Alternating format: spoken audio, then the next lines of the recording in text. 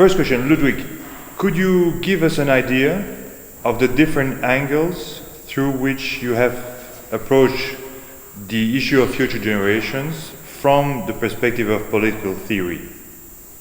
Yeah, what I'm interested most is democratic theory, and what I've been looking at is two questions mainly. And the first one has been to what extent we can justify constraints on the executive in a democracy. Constraints in terms of, for instance, constitutional rules preventing certain actions from being taken. And how these constraints are actually affecting future generations and whether they can also be justified to future generations. So that is one complex set of issues that I've looked at. The other question is also whether we should consider unborn people of future generations as part of the people, the democratic people that is ruling itself through democratic institutions.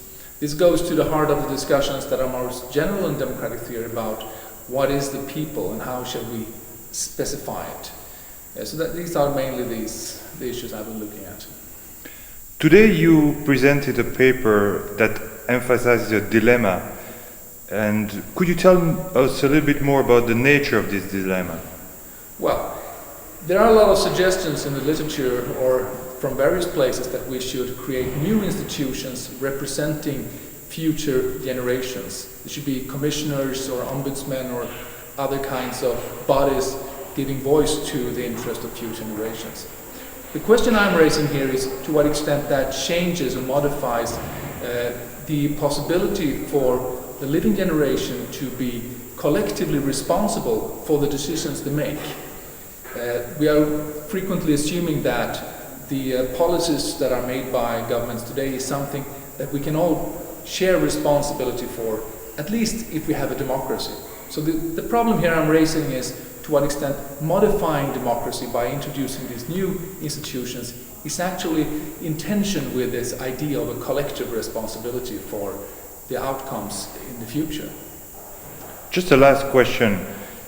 In practical terms, some people devote a lot of energy on the idea of representatives of future generations. Do you think that should be a priority, or that there should be there are more urgent concerns that we should devote our energy to?